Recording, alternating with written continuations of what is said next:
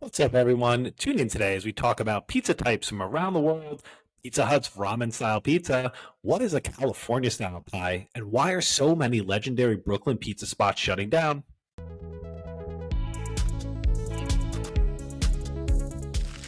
Welcome, everyone, to Pizza Roundtable, part of the Pizza Club Network, where we host some of your favorite pizza personalities from all around the world. You're here with us tonight, like I said, for Pizza Roundtable, where we talk about some of the biggest pizza news of the week and give you the chance to weigh in on it. I'm your host, Will Dumas, and I'm joined by my guest host, Jim Mumford. Jim is both a cookbook author and a writing contributor for the media publication Inside Hook.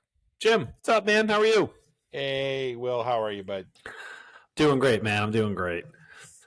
Listen, a lot of pizza news this week. I figured first we'd quickly start off with. I think the James Beard list came out today, so Yeah. a couple shout outs that I saw for Scar's Pizza for best chef out of New York, which is awesome for their second location. I actually tried to get in there. I'd say late November. They were closed for some kind of like flooding. Something happened upstairs in like their Oh, building. I was so disappointed when I got there. I was like, no, I came all the way from NC. Well, I mean, I did, but not just. no, That's and I no, was just for that, make them feel worse about their bad day. Go ahead, Will. it was a couple of days on top of that, unfortunately, too, because I was there Oh, for a week. I was there for a week, and they were still closed. but In addition to that, though, there was two other names that I saw hit the list. It was Tony Conte out of Inferno Pizzeria Napolitana. That's in out of Maryland. That's best chef Mid Atlantic for a nominee. wonderful. And then Salvador Fernandez Bridges Craft Pizza, and that's in that was in the Great Lakes region for best chef as well. So a couple names for pizza chefs that we saw on there. I'm interested. If I missed anyone, I'm sorry. Let us know, please. I'm happy to shout you out next time. That's who I saw competing for the pizza space. Yeah, I mean, congratulations to everyone's right. It heck of an honor to be just in the discussion, and it's cool. Absolutely. It's cool that came out this week, and some familiar names on the list always makes you smile, right? Absolutely, man. It is always a fun thing to see. That's for sure.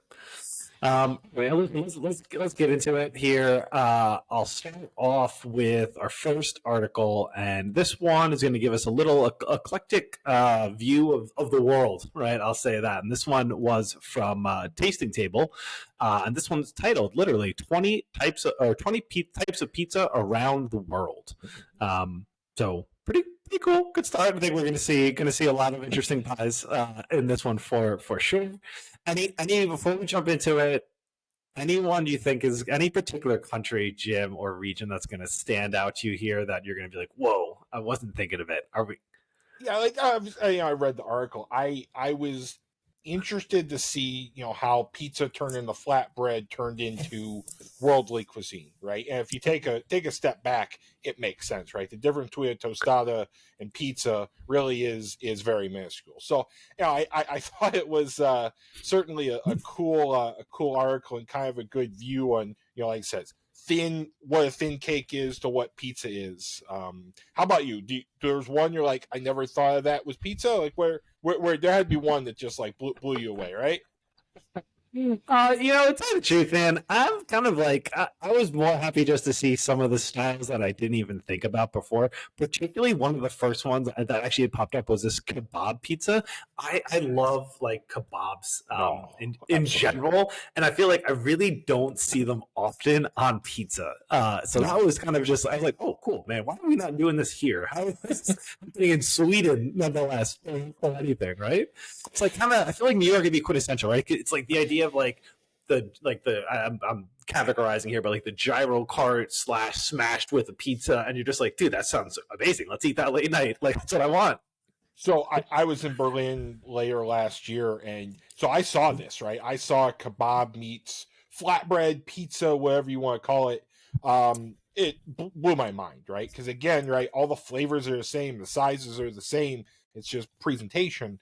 It was awesome, right? I wrote articles about it, wrote recipes about it, because they say you don't think about the mashup or the kind of how you can appropriate foods until you see it. Like, oh, that makes perfect sense, and it's delicious. So I love that you brought up kebabs because they special place in my heart too, certainly.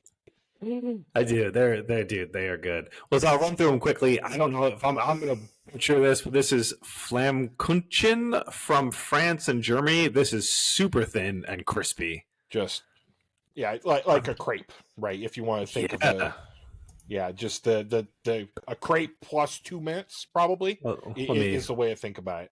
Let me share that one because that just like it looks delicious. I'm not gonna lie. That one it's so light. It's so light.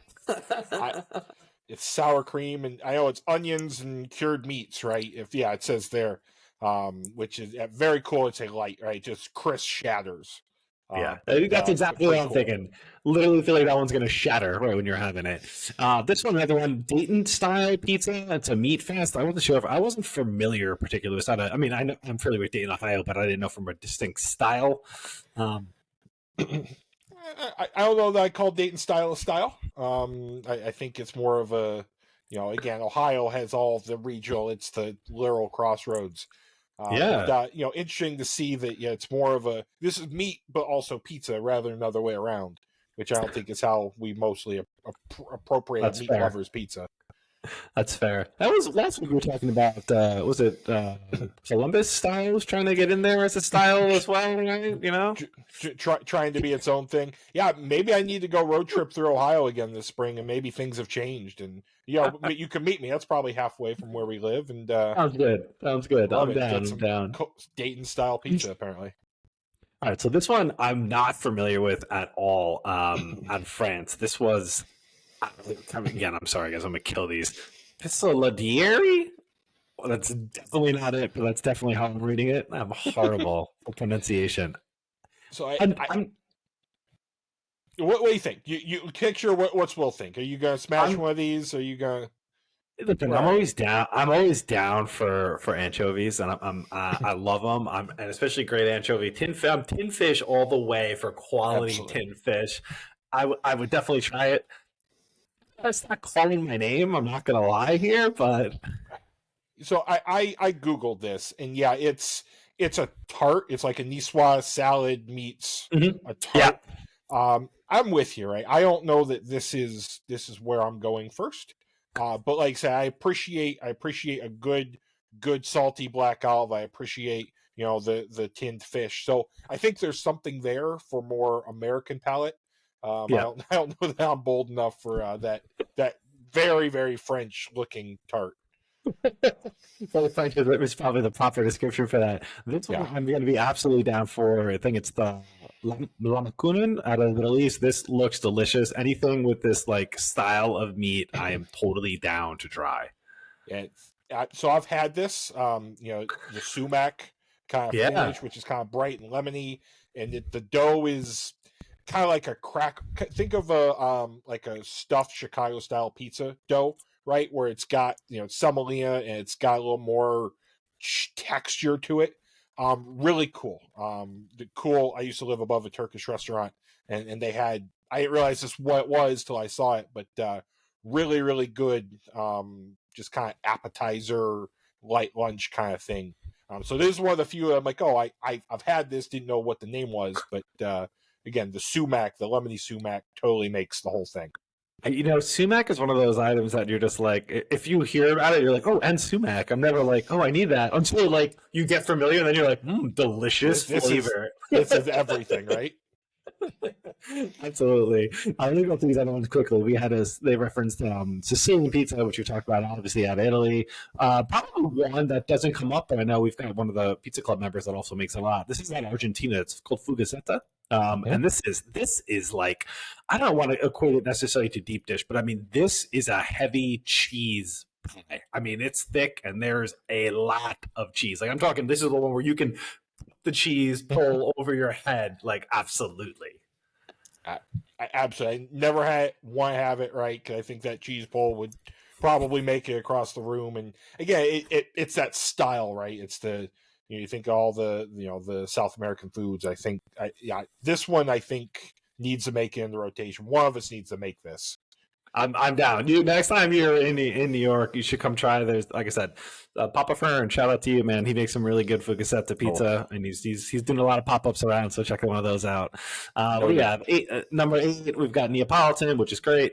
Number 9, obviously Colorado style. Are you familiar with this one? Because I feel like I've heard it. I've heard it come up. It's distinctly for the crust to this. I'll kind of give a quick picture of it, but it's like the braided. Sorry, I don't know why I can't share at the moment, but it's coming back. Come back. Let me share. If you were to Google Colorado style pizza recipe, you'd probably get me first. By probably, I mean you would.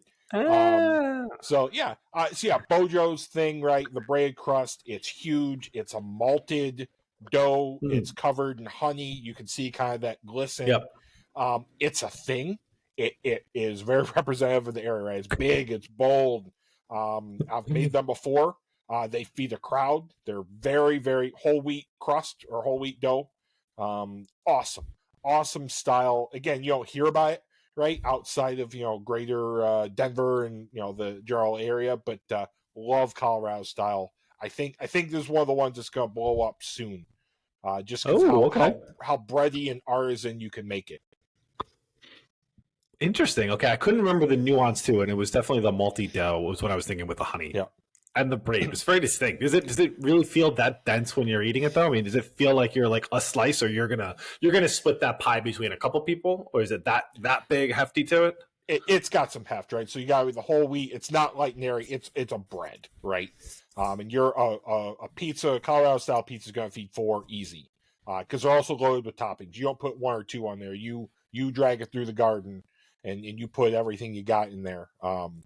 So yeah, if you need a recipe, shameless self-promotion, do a little Google and you can kind of see how it's made. But it's a fun style, and again, it's not like any pizza you'll ever have. I'm with you. All right. I'm gonna check you out, man, on this one.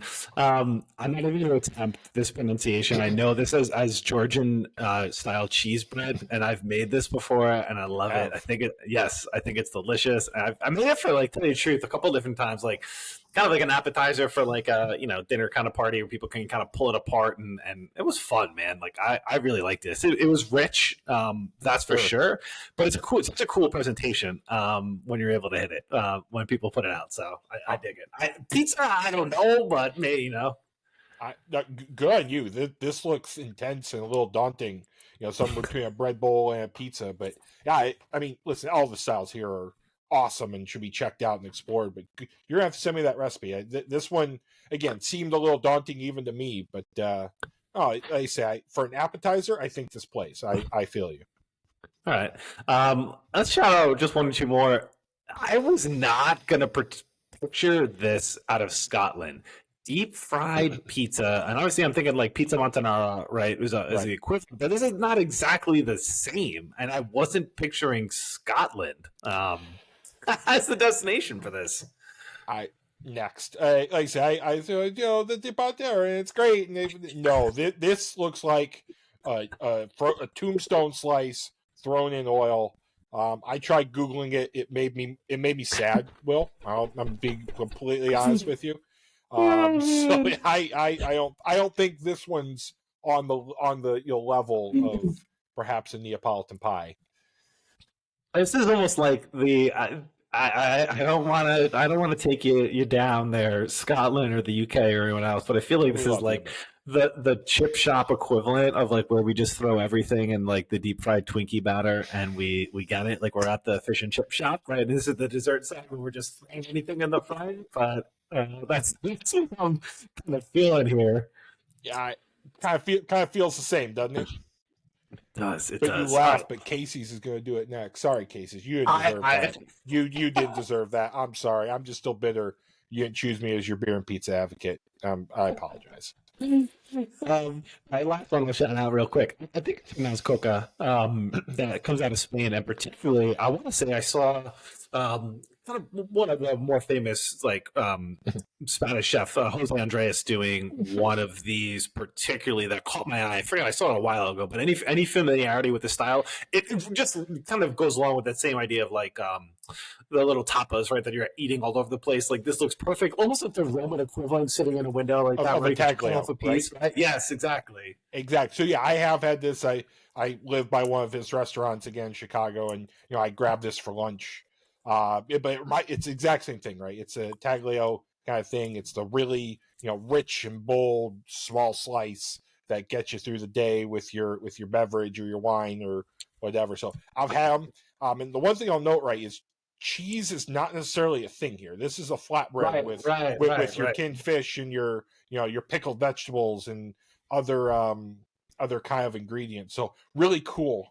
But I don't know that I call this pizza, honestly. I mean, this is more of a bread, a bakery item, but cool that it's on here because I am familiar. And at 2 a.m, you get about I'll take 4. Pretty good, buddy. Hard to beat. I'm with you. Especially on that. We're on the thin line of is this pizza or not, right? But I mean, to be fair, I think they're pizza inspired or flatbread inspired. I love it. It's just so cool to kind of see these pizzas around the world. This was, I would say, probably one of the better tasting table articles that we've come across. So good job here, tasting table. I appreciated this one. Yeah, good. I completely agreed. It was a fun ride, kind of looking at all styles. Even if they weren't true pizza, it was cool to kind of say, oh, I've had that, I haven't had that. It was fun article. Absolutely. I dig it. All right. Well, listen, we'll keep the fun rolling with something that I know is absolutely a pizza. I love it. All right. So I know we've been talking about a number of different creations kind of coming out of the APAC in general, right? Or Asia for the most part. This one, Pizza Hut, is no less nonstop. So this one is from Sora News 24, and this is the new Pizza Hut ramen style pizza. I'm not gonna lie, I love ramen. Actually, my daughter loves ramen too. I got her into it, so she's totally down, and we would absolutely be trying this. Now, I think I'm always down for carb on carb, right? So a noodle on a pizza doesn't bother me. I'm totally down for that. The idea of taking this broth and creating a soup, I guess if you're gonna kind of just conceptually boil it down and thicken it makes sense. I feel like it might be a little mushy, but I don't know. What do you think the direction is going to look like for this pie? I don't know what this is, right? I keep saying what's the texture of this going to be like? Is it going to be crispy and then kind of your noodly chewy? Is it going to be soggy? I don't know, right? The flavors are there. I see it. I see the vision. Until you get here and you're putting this broth on, is it a gravy? Is it I don't know, Will. I would try it. This is it, right? This is the one that kind of blew my mind. Oh, I know what this is. I don't know what this is. It looks fun. I mean, the broth looks like it's got some consistency. Yes. I don't think it'd be good the next day. They're not a reheater. Absolutely not a reheater. That's for sure. But I try it, bud. I don't think I would make it. But if someone put one in front of me, let's go. I love ramen. Listen, good ramen is up there with anything in the world. So I'm here for it. I love carb on carb. I love the flavors. The texture on this, you're gonna have to sell me because I can't fathom what it could be. I'm with you on that. So here's the good thing. I think if there is an additional sauce packet included. So if you are one of the saucy ones that needs that extra condiment, Pizza Hut has got you. There is extra sauce broth, I guess we would call it, on the side. I will say, Pizza Hut's been really turning it up lately, especially on TikTok. So if anyone wants to follow Pizza Hut Japan, I encourage you just to go and check them out. They've got some pretty animated videos highlighting this pizza, and I think if they're a pretty good time. It was a pretty unique one. There's literally someone dancing, and they've got all the images on the screen, and they're making a pizza with images and putting them together. It's pretty cool. It was a fun one for this. Go check it out. Pizza Hut Japan, guys. See what they're up to. Good for pizza, right? The Domino's of APAC, right? Trying everything, going for it. I try it. It's not a volcano of cheese in the middle, right? And that's gonna be impossible to top. But I love it, and yeah, like I said, the marketing behind this one's been pretty good. Yeah, agreed there. All right, well, listen, we're not gonna leave Asia. In Not fact, gonna leave. we're actually gonna head to Japan, or stay Japan after this. This one out of another publication that I'm not often often referencing here. This is the South China Morning Post talking about why the pizza bar on 38th in Tokyo has a 3-month waiting list, and why that won't happen at its Hong Kong pop up. It's already sold out. So the pizza bar at the Mandarin Oriental in Tokyo is considered one of the finest in Asia and normally has a 3-month wait list for a table. A 9-course sampling of its omakase style pop up in Hong Kong shows that all the fuss is about hot pizza slices and super fresh ingredients. So I thought this was cool, man. And I reference it only too because I know previously we had Peyton on from Mission Pizza Napolitana out of Winston-Salem here in North Carolina, and he does a pizza omakase. So shout out to him. I actually just texted him a little while ago and was like, hey, man, there's another pizza omakase out there. You got to head to Tokyo. So it's just cool. I love the concept of that. So I'm kind of intrigued to see where this goes. What do you think? Same. I mean, the omakase style, right, is leave it in the chef's hand, I think is a translation. Is Yep. a wonderful way of dying. I think pizza lends itself perfectly to that, and we don't see enough of it. So, I'm not surprised this is a Japanese thing, but also, right, to your friend, it's so smart, right? You can try all these different flavors and textures and combinations and do all the things kind of, at once and kind of trust in the process. So really cool. A little jealous I didn't think of it, honestly, because I think the omakase style is really fun. And again, leave it to I understand why there's a 3 month wait Yeah. list, especially in an area that probably doesn't have the same kind of pizza that you and I enjoy. Very true. Very true. All right, cool. Listen, let's quickly go. I think we'll close out Asia for the most part, but they just keep on coming. So this one out of Parade right now, and we talked about this last week, and this was the internet goes wild for Domino's new cheese volcano. Not disgusting, but scrumptious. So I don't know if we all feel exactly the same on that one.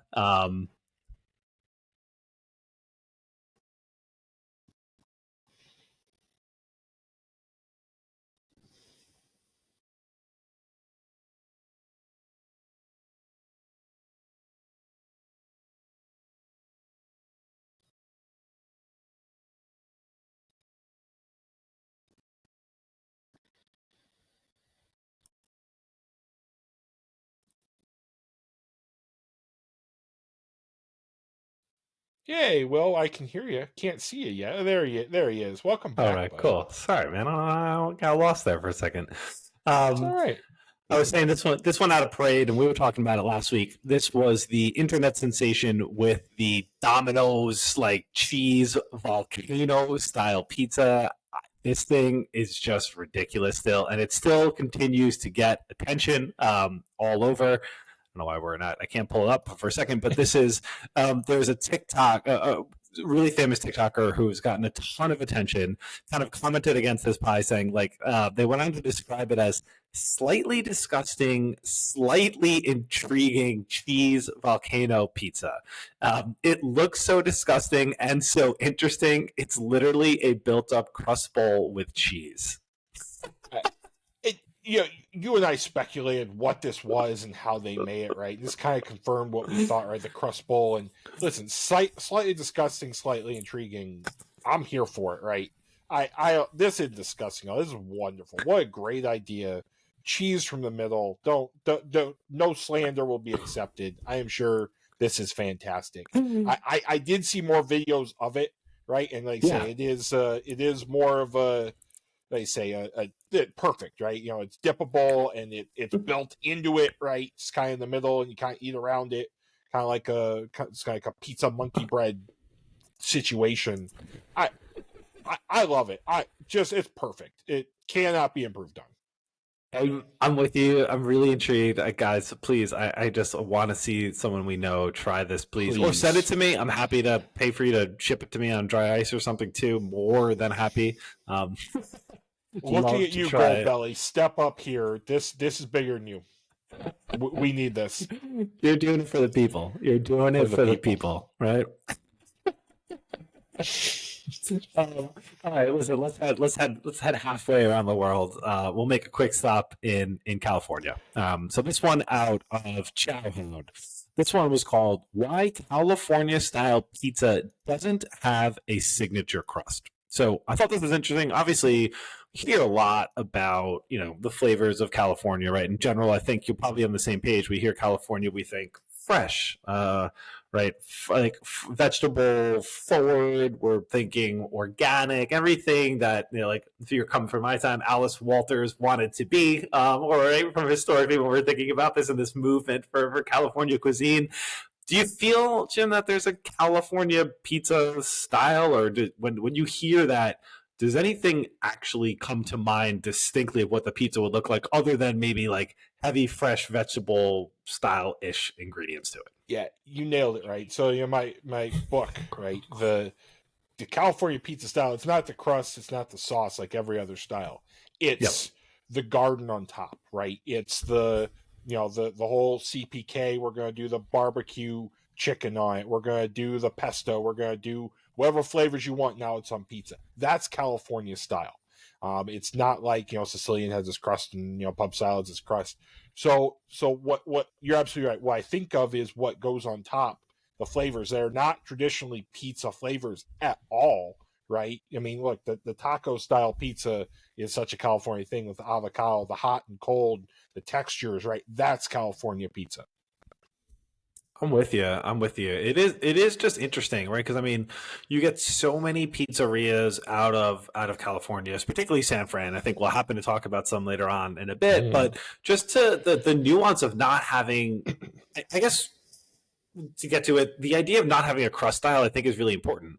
Conceptually, like I feel like a lot of pizzas are so defined by like their cook, their Yes. thinness, their style, right? The dough inherently, and to not have one, but like have a regional style to like put on top of anything, it's unique, and I don't know if I buy it completely, man. I don't know how I I, feel about it yet.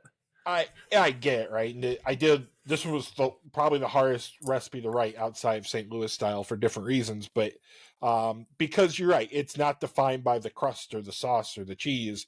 It's defined by the region, and it was really fun though because how I write a recipe for this. Well, take whatever you like and put it on pizza, but take whatever you like and put it on pizza, right? And that kind of lended itself. You want a Reuben style? Well, great. That's probably California style, and so I buy it as a trend, especially what they did 20, 30 years ago, right? Yeah, They invented the flatbread, which isn't really a sure. thing. It's just so I do buy it, but I also agree, right, that there's not one particular kind of crust because they have to play with the textures and the flavors. Generally, though, it's a Neapolitan crust. I mean, the 98% is your standard, 4 ingredient crust that's charred on the outside. You're not finding pub styles. You're not really finding stuffed pizzas or even Sicilians. But I That's I I buy it as a regional style, but it's not like the others, like you said. That's fair. I would say I think the article did mention just particularly from a cooking style, it generally is a wood fired pizza, which makes sense to me. Obviously, there's so many varieties you can do wood fired, but Yeah. that does seem to be a classic component. I'm not picturing this California Kai particularly popping out of a deck oven. When I think about it, doesn't come to mind. There's maybe I don't think big, maybe I don't think big puffy cornichon. Maybe I think thinner. I don't know, but I definitely picture coming out of a wood fired oven. So okay, Yeah. I There you can go. side with you there. But good article and good kind of highlighting how it's so backwards from every other pizza style we eat. Yeah, totally, man. It is. That it is. All right, let's talk a little bit about a bunch of styles out there.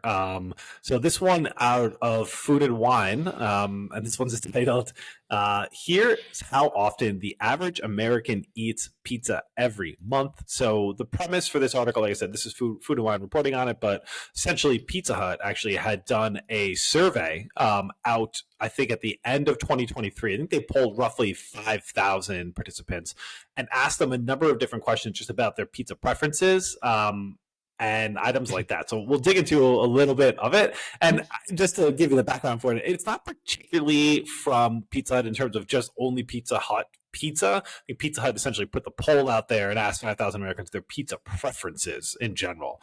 So I think in general here to highlight one of the items. This one first, Jim. Tell me your thoughts on this. The average American has pizza 3 times every month, and we eat about 8 slices of pizza during the month. Now, did you think it was more? Did you think it less? Did that seem in line? I think it's low.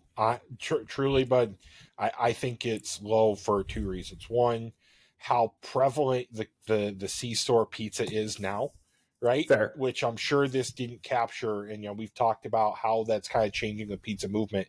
And two, and maybe I'm just because I'm a 6'3" dude, but eight slices a month is not even close. Again, depends on the style, right? Are we talking like a slice of tavern style? Are we talking a Colorado style, which you eat one and you're done? So I think there's some interpretation there and maybe some averaging, but I thought that's low. What about you? I'm sure you can pack away a large, right? Yeah, I can. And then I was just kind of also I thought the same as you, and then I was thinking about like, are there other people out there? I don't know exactly how to refer to them that don't eat pizza. And I thought maybe that might have skewed it slightly, and I don't know what I referred to those people as, but maybe they pulled the trend down because I always thought it'd be a little bit higher. Let's say once a week, I could get the 8 to 10 slices. Let's say you order a pie, you get 2 or 3 slices, so like that makes sense to me. But I thought a little bit more. But then those non pizza people, I think, just ruin it. I mean, Will, I am massively lactose intolerant, and I still probably triple those numbers. So I don't know that I buy it. I think pizza is just so ingrained in life that. But I'm glad you brought up the map of the style every state prefers, because I would have never thought Chicago style, which I'm assuming is tavern style. Yep. That's my Um, thought. That's my thought. I'm surprised. I would have absolutely put Colorado style huge in Colorado. I Mm-hmm. also would have put your New Haven style. Again, depends how Yep. they differentiate everything, but I I don't call BS on it. It's just, what do you call a style in this? Because there's no way, right, in Connecticut they're having New York style, unless you're calling it a beats that, which someone will probably throw hands if you tried to do that in Worcester Street, right? Yeah, I wonder, actually, to tell you the truth now, kind of thinking a bit further about it. Also, I love how California has their own, as we Of just course, we described. just talked about it, right? In particular, it's still the only place that loves it, but okay. I wonder if we're just thinking New York style means like a thin crust style, and if we're kind of representing Chicago as something heartier or hefty here. I don't know. I'd buy that if St. Louis style weren't its own thing here, which tells me you Fair. understand what you're doing here.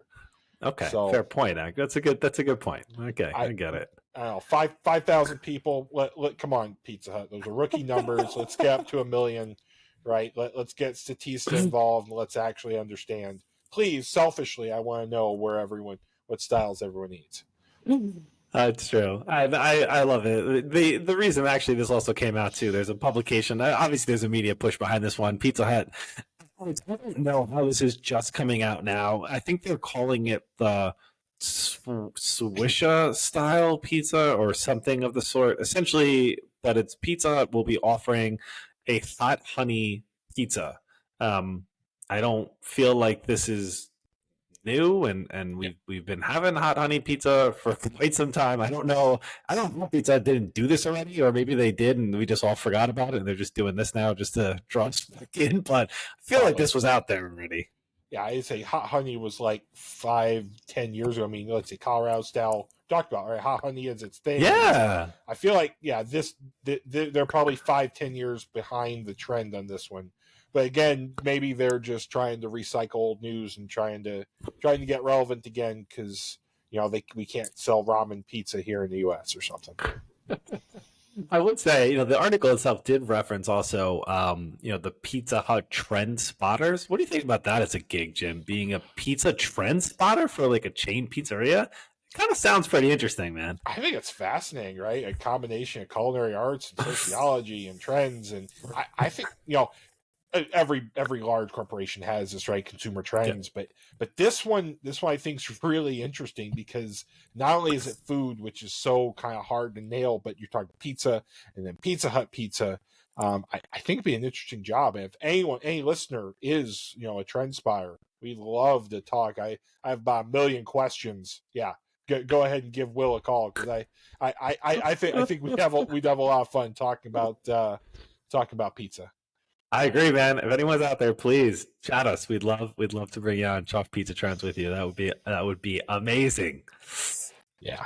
All right. Well, listen. Thinking about the psychology aspect. I wanted to get your thoughts on this one, because I don't think there was a better name personally for a new spot that's going to launch in downtown St. Louis. So the name of this spot, and we are referencing items that are coming out right. This one from Sauce Magazine, but first look, hot pizza, cold beer. I mean, this sounds like a perfect name for a spot to me. What do you think, man? Like, how does someone not have this already? So I remember, in Arizona, we were out for spring training. There was a restaurant. I think it was like cheeseburgers and beer or something just on the nose like this. Listen, marketing, I give an A. I'll reserve judgment on the pizza if it has provolone on it. And, yes, fair. That before, but listen, right? Marketing's everything. You gotta get out, and I know what they have, and I know what I'm gonna have there, and it's probably gonna involve, pizza and beer. Yeah, I think it's just perfect. It's perfect. Yeah. I'm going to be in St. Louis in a couple of weeks. I'll swing by and I'll let you know how hot the pizza is, and more importantly, how cold the beer is. Because those are very important factors. I don't know. I feel like, a lot of pizzerias, the names are so regional, right? You go up to New York, and it's a family name because it's been there for 100 years. And, then you come to, Michigan, and it's, you've got all all the slice and all the weird, the kind of names that kind of out there. So I think there's some sociological aspects to that as well, right? Is how you name a pizza place. Is it a restaurant? Yeah. What are you going for? So, and to them, they didn't think too hard. They didn't pull any hamstrings over it. And I think it's perfect. Hot pizza, cold beer, February 2nd. If you're in the St. Louis area, stay tuned. What's the best pizzeria name you've heard of? There's got to be one out there. Oh, there was this one. It was I'm going to struggle where to place it, but we actually had talked about it, and it was like Gold Tooth Jimmy's, something like that. They were doing. Oh man, I got to think of it now, dude. What about you? While I think about this for a second. All right, so my favorite pizza place in Chicago, Flo and Santos, right? It's a Polish name and an Italian name put together, and it tells you exactly what you're going to get, right? You're going to go in, you're going to get a bucket of Polish beer, you're going to get pierogi, and you're going to get Chicago-style pizza. And it's one of those, like, again, hot pizza, cold beer. You know what you're getting when you go in, right? And it's the same kind of thing. And I've always just kind of loved it. You knew what you were, and you named it appropriately, and good for you. And it's just perfect.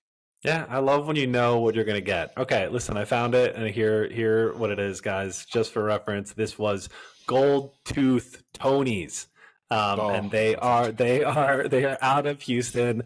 I remember reading about them probably a couple months ago. The pizzas look good, yeah, dude. But just when you see their logo, like the one they literally do in Gold Tooth Tony's, I'm just like, dude, I gotta stop in and try that out. So if I am in Houston, I'm absolutely gonna stop in and check this guy out, just purely for the name. Just for the name. Listen, the first thing people get is your name. So good for you.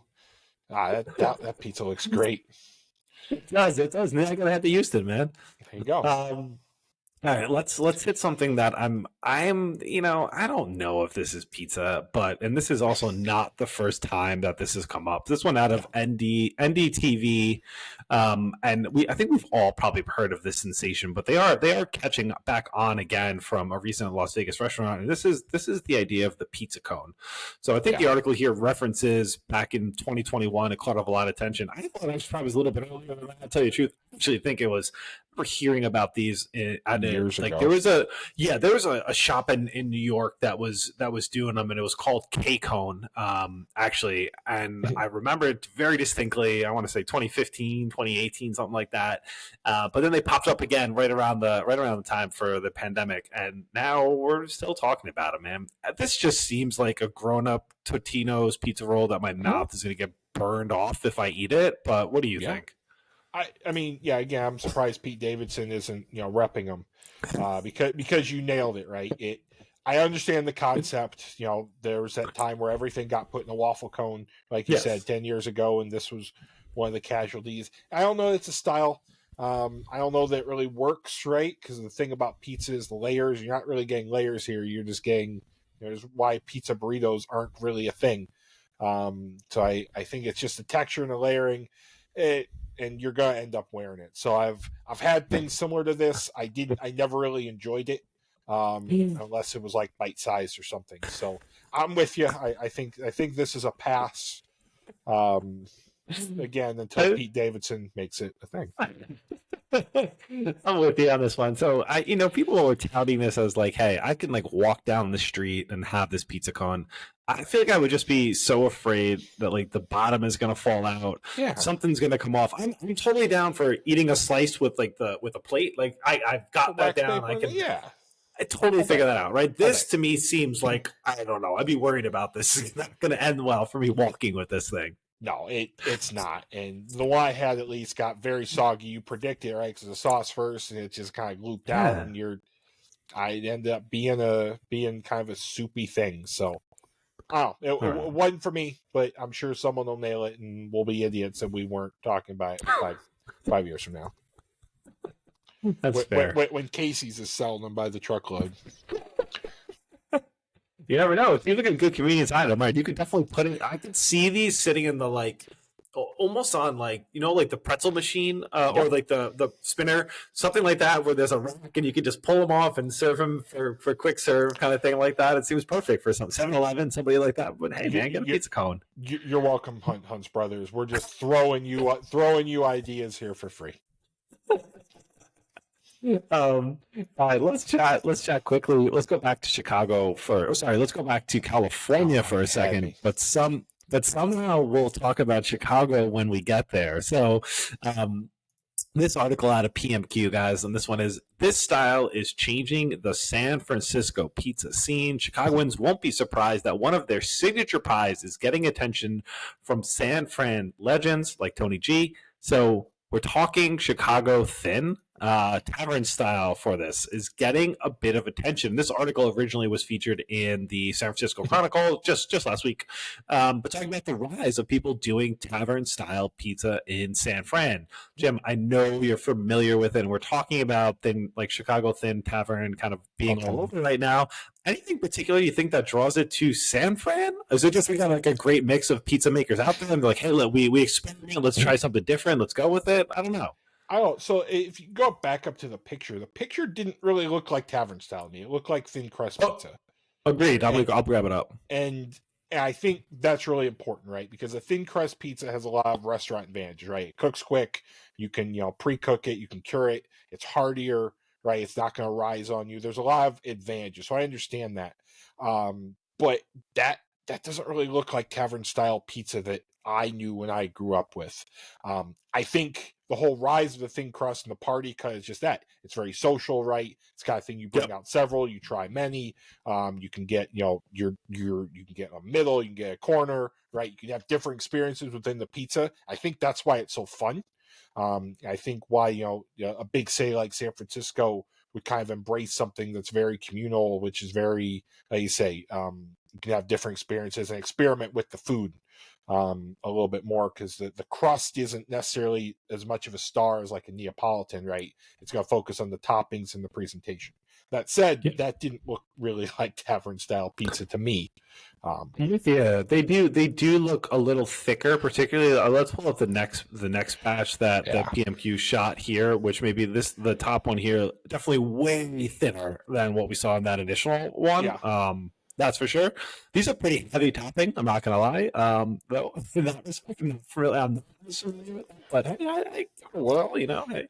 And listen, I would love to be talking about San Francisco style pizza, right? It's this thing where it took the Chicago style, but it put the California, because this has California roots, right? Look at all the toppings. Yep. This isn't peppers and onions. These are California style toppings put on a crust. So to me, this is more of an extension of California style, taking the crust that fits the pie rather than a tavern style.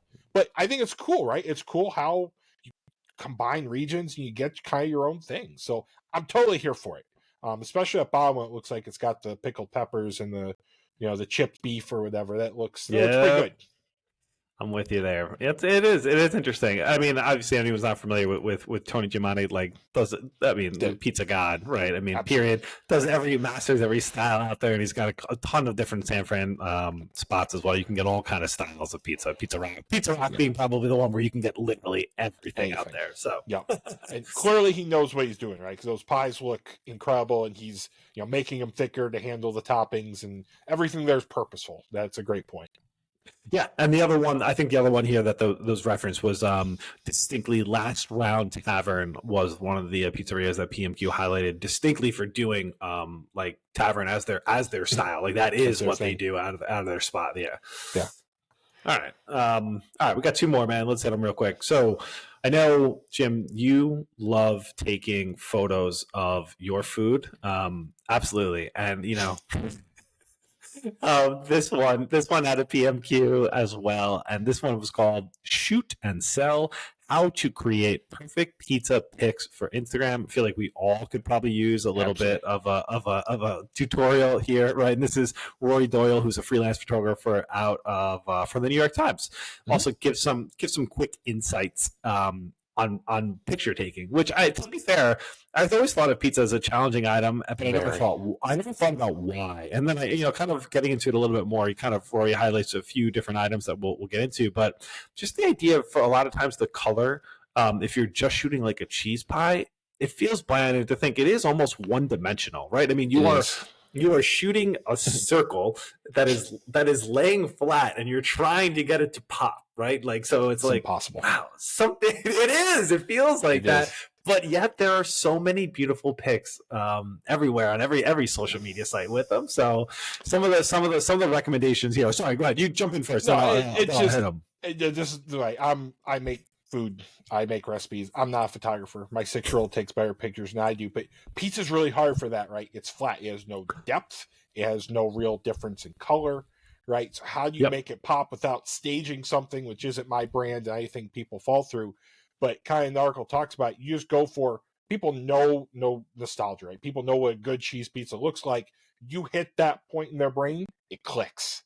And that's so different than just about any other food item where you try to get the height and the textures and the colors. Pizzas, you hit that mark and you're in. Yeah, I'm with you. It is so different than shooting other foods, right? Where you're thinking about like you're stacking them. There's more color you're adding to them. I just feel like, I mean, listen, there's some really beautiful looking pizzas that are really aesthetically pleasing and they have a lot of colors, but just in general, if you think standard cheese slice, if you're just like looking at it, you're like, when did you take that photo? You're like, I hope this is gonna do what I wanted to do. But Rory highlights a couple items here in general. Shoot it fresh, to kind of get it, hit it when it's hot, right? In general, use consistent lighting. Lighting is super important, right? You gotta highlight that pie, make it look good. Shoot different angles. This one I do struggle with a lot of times. I'm kind of like getting around to the bottom. I'm going to the top. Like where can I see this thing looking better? But also, hey, listen, you got to move around a little bit, right? See what you can find. And this one was what we're kind of highlighting here. Add some dimension, right? The idea, particularly Rory highlighted like the little dollops, right? That can kind of give a little bit of height to it. So different. The idea to that is great. Yeah, I'll be honest. Well, I gave up trying to make pizza look awesome. I've tried.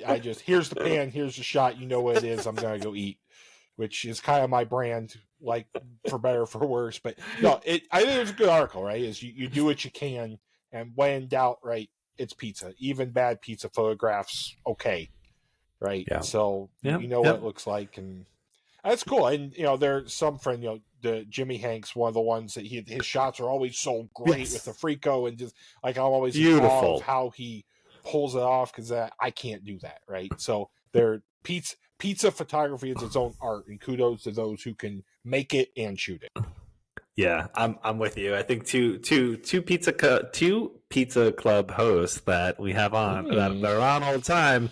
Jimmy Hank, right, at Jimmy Hank's Pizza, and then Christy Aaliyah at Real Clever Food. I mean, she takes beautiful pics coming out of her uni all the time in a great setting. I know. I always want to eat them. So shout out to both of you guys. Awesome, beautiful looking pies all the time. Maybe we need a crossover where they can teach me and us how to get those shots and how they do what they do. Because you're right, they are the two I idolize and look up to when I take my mediocre Portlet Sicilian shots. All right, listen. Let's wrap on a final article. I always love to end on something like really upbeat and crazy, but I think this one was really important to highlight. And so this one was out of PMQ, and this is the title here is "Why Do Legendary Brooklyn Pizzerias Keep Closing Down?" So Johnny's Pizza is the most recent one. It's shutting its doors after 56 years. Lenny's and Sal's in 2023.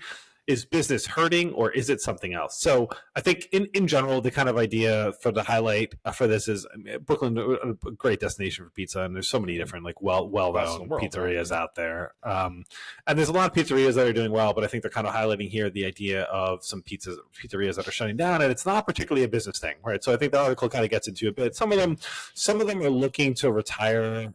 Some of them were business downturns, but I think the thing that I've come to see, and I think that many of us has, is it's a generational change, I think. Absolutely. Right, where someone in the family was the patriarch and they had this pizzeria going for 20 to 30 years or something like that, and that point where it comes to transition, and it's like, what do, right? Do you wrap it up and shut it down? Do you sell it? And I think we've seen things that have gone both ways, right? Where you get a lot of fanfare and you're like, oh my God, you're closing. And then we've seen a lot of other pizzerias that are really well-known names that are out there and still probably make a number of the list, but the quality of that when they're getting passed off to a generation or a generation past that can be distinctly different. Can be different, right? I think you nailed it, right? Is generational thing, right? Owning a family pizzeria is not what it was 50 years ago.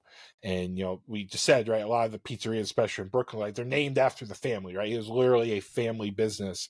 And it's hard because a lot of times you go in for a person, a pizza maker, and you can't just sell that to somebody. Yep. So I get, and you top on with rising food costs and the fact, delivery is such a thing and all these things mounting against you. I understand it, and it's sad, but also, I get, listen, this is my brand. This is what I do. I'm going out on my own terms, and I respect that too, right? Yeah. Sometimes that's the better way, I think, maybe to go out than pass along. But it's tough, right? If it's a family business and like that's what's everyone's working there and they're providing income, and like, hey man, like people are going to be upset about it. So that's a trade off, right? As much as we all kind of appreciate some of this idea of, I mean, at least from a business perspective of like automation and being able to replicate things, right? Like giving a consistent product is important, right? And so sometimes when you have these like recipes that you don't really have a recipe, and when in the tough part is when someone makes the pizza one way in the morning and someone makes the pizza a little different the next day, someone can have a different experience, right? So sometimes the idea of having those like systems or automation can really deliver a consistent product, but you do, I think, lose a little bit of the pizziola, like what they're adding to it, right? So it's a give and a take, man. It's how well put, right? Yes, your fast foods, your C stores are going to be the same every time, but they don't have the PCO love, right? And they don't have someone who's literally been cooking in this oven for 50 years. So you're right. It's a give and take, and how do you capture that magic? But also, I think that's part of why it's special, right? Is that you're getting the pizza from the same 4 people every time you go in. So it's a give and take, and like I say, I'm sad they're closing, but I'm also happy that I'd rather them close on their own terms and fold because, like you said, all the things you just mentioned. Yeah, I'm with you, man. Good way to put it there. Yeah. All right, guys. Well, listen, I think we hit on a ton of fun stuff today. A lot of good articles. Awesome, Jim. Thank you as always, man. Where can we find you across social media, my friend? Yeah, you type in Jim Cooks Food Good in any social media site or website, you'll run into me one way or another. Awesome. I love it, buddy. All right, everyone else, thank you guys very much for tuning in with us today. Please like and subscribe. Find us, I Need Pizza Club, on YouTube. There are a number of different shows that we do have out there, and we're building content, so please come and check us out. And on that note, check back next week for another episode. Thank you all. Thank you.